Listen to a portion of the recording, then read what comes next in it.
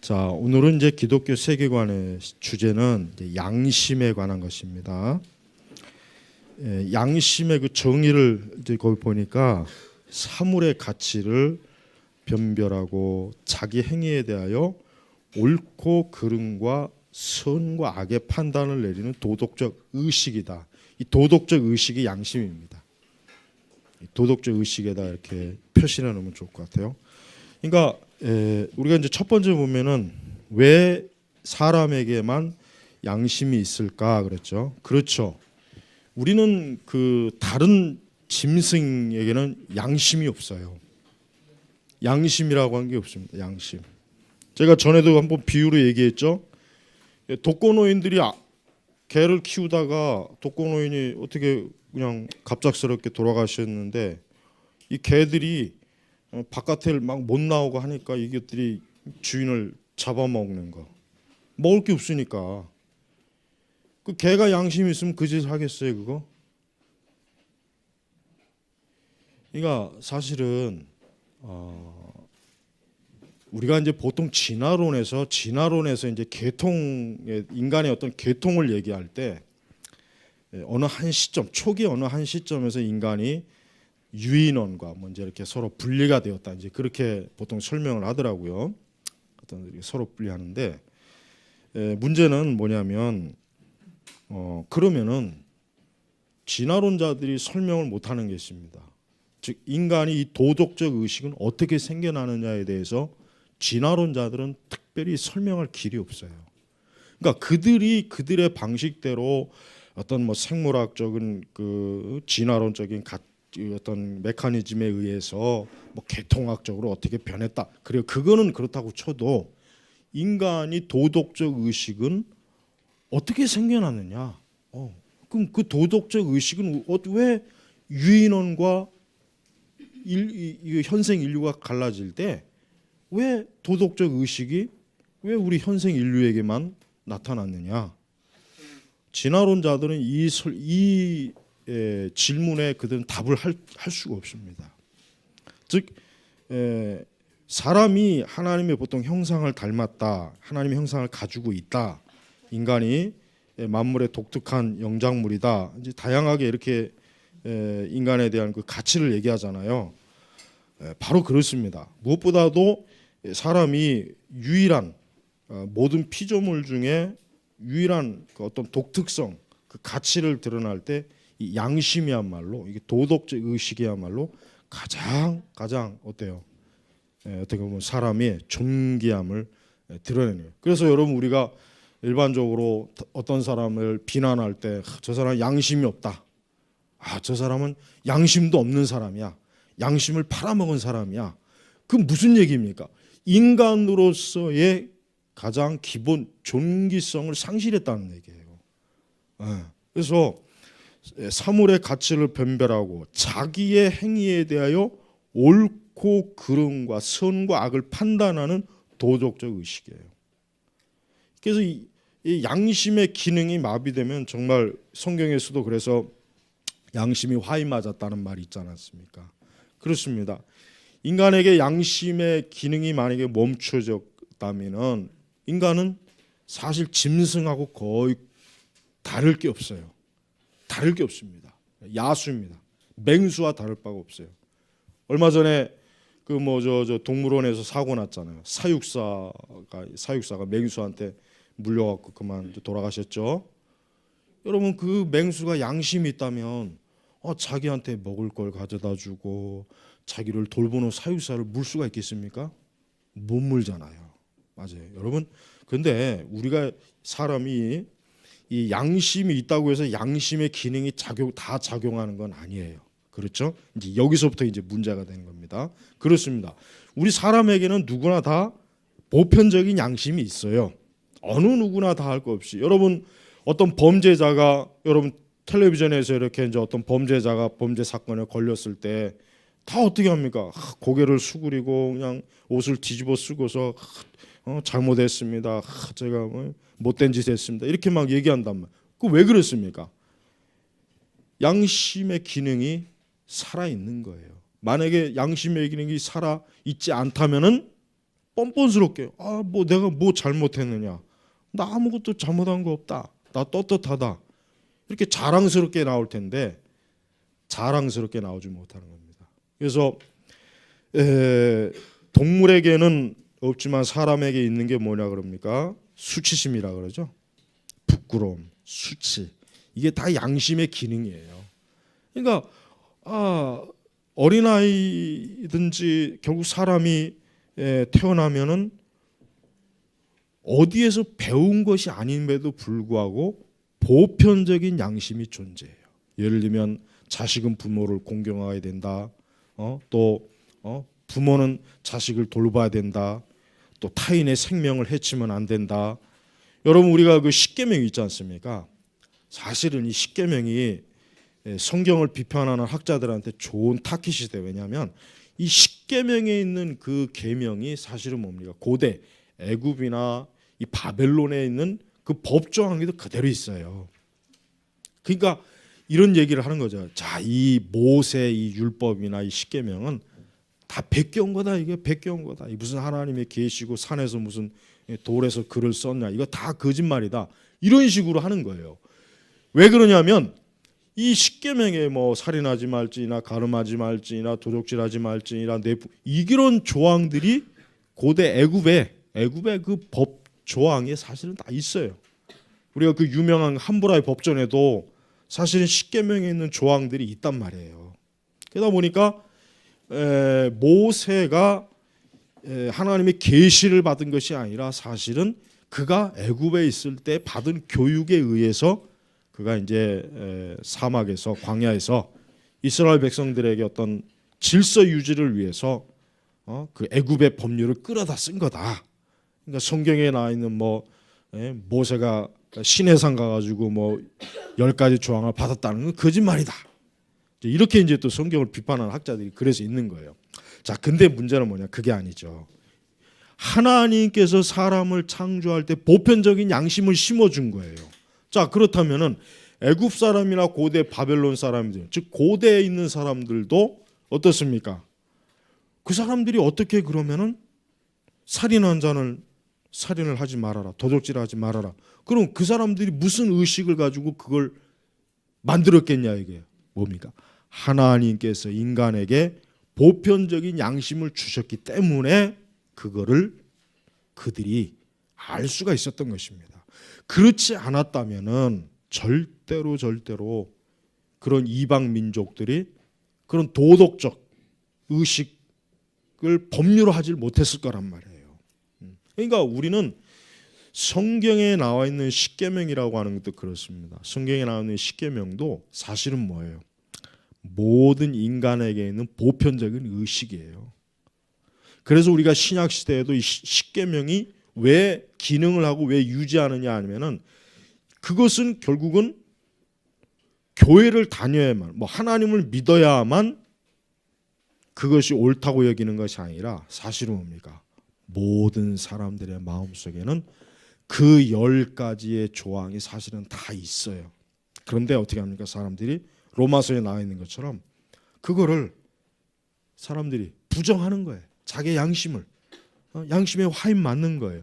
그러면서도 이제 대부분의 사람들은 그 자기의 보편적인 양심을 자꾸 어길 때마다 양심의 가책을 받고, 그래서 뭐가 생겨난 겁니까? 그래서 도덕과 윤리가 생겨난 것이에요. 그 다음에 종교가 생겨난 거예요. 종교. 여러분 종교라고 하는 것도 가만히 보면 그렇습니다. 우리 기독교 외에 이 계시 종교 외 우리 기독교 외에는 다른 종교는 사실 뭡니까? 인간의 보편적인 양심을 어때요? 감싸주기 위해서 만든 거예요. 사실 엄밀히 얘기하면서. 그래서 여러분 우리가 불교에도 보면은 살생하지 말아라, 음행하지 말아라. 불교에도 그런 조항이 있어요. 예. 그건 그거 왜 그렇습니까? 우리는 저거는 불교에서 만든 조항이니까 우리 그리스도인들은 해당한데, 그럴 수 없죠. 안 되는 거. 왜? 하나님께서 인간에게 심어준 보편적 양심은 종교와 모든 걸 다 초월하는 거예요, 사실은. 그러니까 우리가 이 십계명도 그렇습니다. 십계명이라고 하는 것도 그래요. 십계명도 우리 신약에 있는 그리스도인들에게 굉장히 중요한 하나님의 계명이에요. 그러니까 지금 십계명이 필요 없어. 지금이 신약 시대니까 우리는 십계명의 율법이니까 조항에 해당 안 돼. 이거는 뭐예요? 하나님께서 사람에게 주신 보편적인 양심을 어떻게 합니까? 그건 해치는 거예요. 그건 거부하는 거예요. 거부하는 거. 그래서 우리는 이 보편적인 양심이 존재하는 것 자체를 뭡니까? 하나님이 계시다고 하는 증거와 또 하나 뭐냐면 인간이 하나님의 형상으로 인해서 지음받은 창조받은 존재라는 것을 증명할 수 있는 또 하나의 증거가 될 수 있는 거예요. 그렇지 않다면 왜 물고기에게도 양심이 있어야 되고 다른 동물인에게도 양심이 있어야 되죠. 근데 양심이 있는 동물을 여러분 봤습니까? 혹시 여기 이제 뭐 개를 키우시는 분들은 개가 혹시 양심이 있다고 이렇게 느껴본 적이 있어요?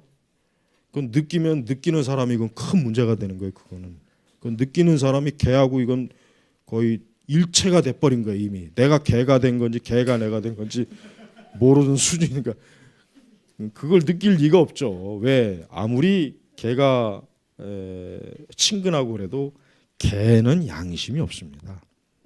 도덕적 의식이 개는 없어요. 그런 걸 개한테 요구하는 것 자체가 그건 말이 안 되는 것이고 무리가 되는 거예요. 네, 그렇습니다. 우리가 창세기에 보면은 하나님께서 그냥 흙으로 만드시고 거기서 끝나는 것이 아니라 뭐라 그랬습니까? 하나님의 형상, 하나님의 형상이랬죠. 그렇습니다. 사람은 아무리 사람이 어때도요, 이 하나님의 형상이라 이 존재는 지워지지가 않는 거예요. 비록 아담과 하와가 선악과로 인해서 타락했다 할지라도 하나님의 형상의 흔적은 여전히 있는 것입니다. 여전히 있는 것이에요. 그리고 우리 사회가 여러분 이 세상이라고 하는 게 법으로만 있다고 해서 세상이 존재할 수 있는 건 아니죠. 만약에 인간에게 양심이 없다면요, 법이 암만 있어도 소용이 없습니다. 아무리 법이 뭐 잘 만들어지고 뭐 치밀하게 만들어도 인간이 그 법을 의식하는 도덕적 의식, 즉 양심이 없으면은 그 법도 아무 소용이 없는 거란 말이에요. 그러니까 이 하나님께서 우리에게 주신 양심의 이 기능, 도덕적 의식이 얼마나 중요합니까? 자, 그런데 이제 세 번째로 가보면은 그러면은 양심의 기능이 제대로 작동하는가? 이제 이게 또 문제가 되겠죠. 그렇습니다. 사실은 뭐 양심의 기능이 제대로 작동하지 않습니다. 그래서 이 세상의 많은 악의 문제를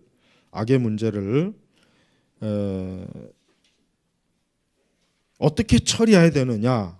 사실 만약에 인간의 양심만 제대로 온전하게 기능만 한다면 어떻게 보면 또 법도 필요가 없어요.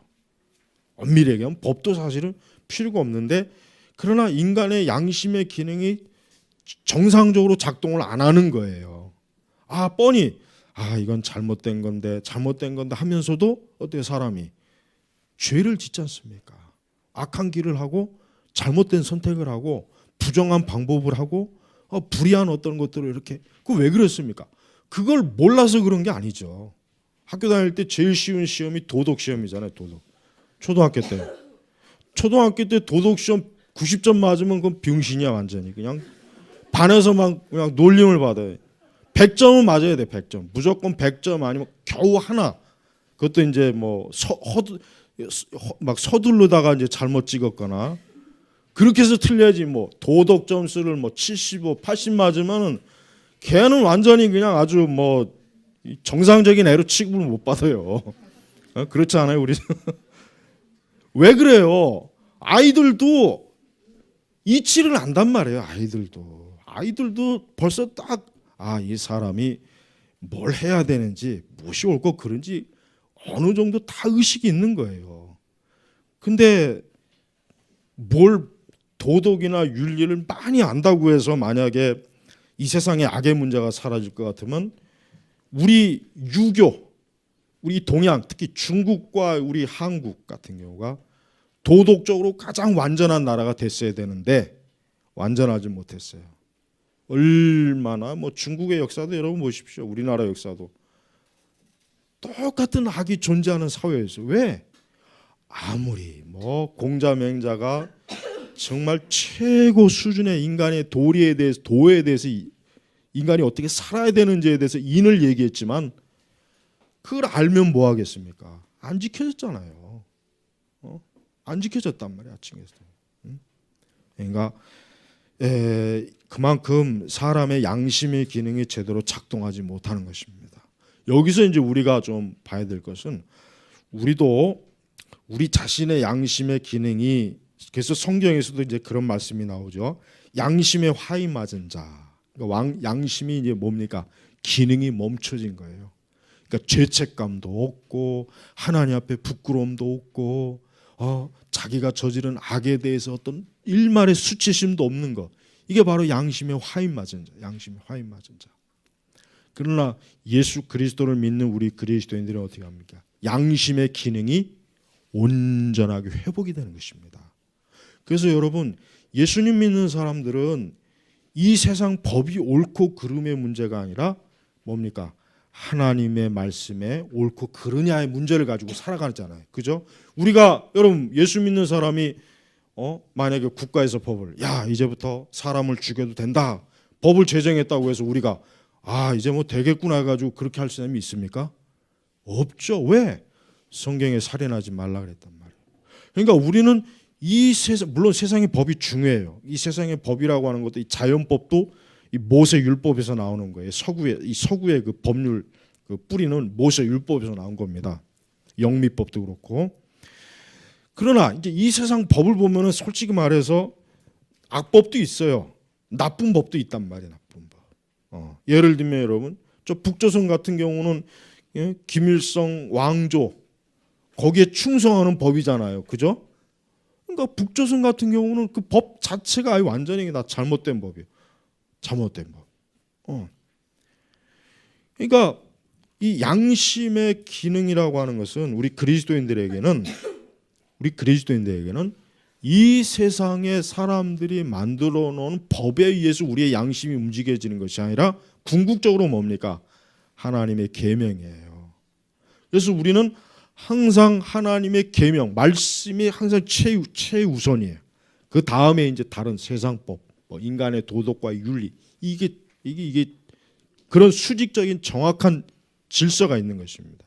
그래서 우리는 아무리 이 세상 전부가, 이 세상 사람들이 옳다 해도 하나님께서 아니다, 하나님의 계명이 아니다 하면 어떻게 합니까? 그건 아닌 겁니다. 우리는 우리의 양심이 어디에 가 있어야 되겠습니까? 성경에 딱 있어야 돼요. 성경 위에 우리의 양심이 있을 때 가장 안전한 거예요. 그래서 때로는 양심의 기능이 눈이 멀 때가 있어요. 그러니까 자기는 정말 양심대로 했지만 그러나 그 자체가 잘못될 때가 굉장히 많은 거예요. 굉장히 많은 거란 말이에요. 그러니까 악한 법이 있을 때 이 법을 지키지 않으면 안 돼 해가지고 내 양심이 그러니까 내가 몰라서 이 법을 지켜야 되는데 아주 양심을 막 괴롭혀요. 그래서 그 법을 지켰어요. 근데 그 법이 악법이란 말이에요. 양심의 기능이 어때요? 눈이 멀은 거예요. 그러니까 양심이 완전하지 못해요. 양심이 완전하지 못합니다. 그러니까 우리 자신의 양심이 완전하다는 생각은 하면 안 되고, 단 뭐냐? 우리의 양심을 어디에다? 성경과 그러니까 성경 위에다가 우리의 양심을 딱 놓고 우리의 양심이 성경에 딱 맞춰졌을 때, 그때 인간의 양심이 어떻습니까? 가장 정확하고 올바르게 딱 작동하는 것입니다. 그래서 우리 그리스도인들이 사실은 우리도 이제 이런 어떤 현실에 있던 어떤 문제 있을 때 이게 과연 어떻게 해야 될지, 이게 어떻게 해야 참 옳은 것일까? 이게 어떻게 해야 하나님 기뻐하실까? 이게 어떻게 해야 이게 잘하는 걸까? 이런 판단을 할 때가 있어요. 그럴 때 이제 우리의 양심도 이제 같이 작용하는 거예요. 우리의 양심이 이것이 옳다 그르다, 이것이 바른 것이다, 그릇된 것이다, 뭔가 우리의 양심이 막 작동할 때가 있을 거예요. 그럴 때 우리가 가장 먼저 우리가 살펴봐야 될 게 뭐냐면은 바로 그런 부분에서 하나님의 말씀이 무엇이라고 하는가. 그렇죠. 하나님의 말씀이 무엇이라고 하는가. 그걸 먼저 보고 난 다음에 그 다음에 나의 양심이 그 말씀에 일치될 때 우리는 그때 틀림없이 그거는 올바른 하나님의 말씀에도 그렇고 내 양심에도 그렇고 올바른 선택의 길을 갈 수 있는 것입니다.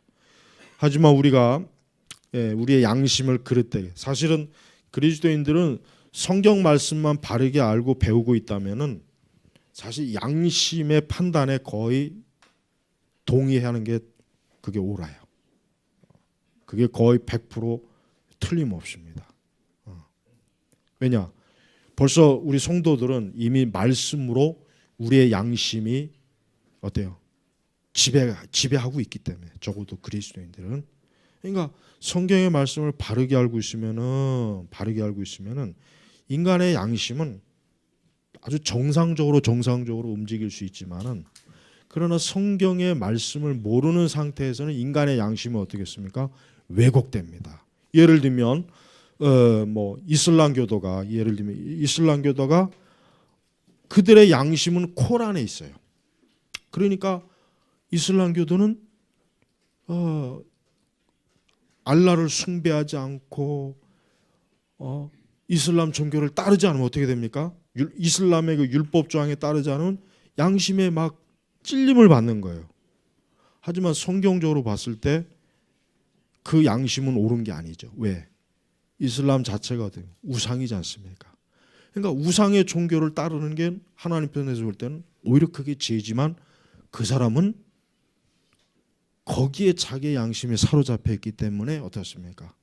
거기에 양심의 지시를 받는 거예요. 그러니까 우리 자신도 양심을 잘 감시해야 되고 관찰해야 돼요. 그거는 성경의 말씀으로 그렇게 할 수 있는 거예요. 성경의 말씀으로. 그래서 지금 이 세상은 많은 악의 문제가 있는데 근본적으로 얘기해서 악의 문제가 발생하는 원인은 인간이 타락한 본성과 그 타락한 본성으로 인해서 우리의 양심의 기능이 제대로 작동하지 않아서 그래서 사실 악이 많이 발생하는 것입니다. 법이 먼저가 아니에요. 하나님을 믿지 않는 사람은 그러죠. 법이 더 강해야 돼. 물론 그래야죠. 법이 허술하면 안 되겠죠. 법이 허술하면은 정말 문제가 커지겠죠. 그러나 그 이전에 뭡니까? 인간의 양심을 먼저 다루는 그러한 어떤 바른 그러한 것이 먼저 선행이 되어야만 이 법도 제대로 이게 기능을 잡히는 거예요. 그래서 사실은 좋은 사회는 어떤 사회입니까? 법이 별로 없는 사회가 좋은 사회예요. 왜? 그만큼 법이 없어도 사회가 잘 돌아간다는 뜻이거든요. 그러나 법이 많은 사회는 엄밀히 얘기하면 어때요? 그만큼 나쁘니까 악이 많으니까 법을 자꾸 만들어내는 거예요. 자꾸 또 만들고. 그러니까 엄밀히 얘기하면 나쁘다는 것입니다. 근데 우리가 하나님께서 이스라엘 백성들이 광야에 있을 때 율법을 주셨죠. 그럼 왜 율법을 주셨겠습니까? 율법을 주신 이유가 뭐겠습니까? 그것은 인간의 마음이 타락하기 때문에 율법이라고 하는 것을 주어서 어떻게 했습니까? 인간의 타락을 어떻게 하는 거예요? 견제하는 거예요. 제어하는 거예요. 만약에 율법이 없으면 어떻게 됩니까? 이스라엘 백성 아무리 아브라함의 씨라고 해도 하나님의 선미라고 해도 마구제비로 막 죄지어요. 그냥 지 멋대로 막 살인하고 막 속이고 온갖 악한 짓을 다 저지릅니다. 그러니까 하나님께서 뭡니까? 너희들은 선민이다. 그러니까 어떻게 합니까?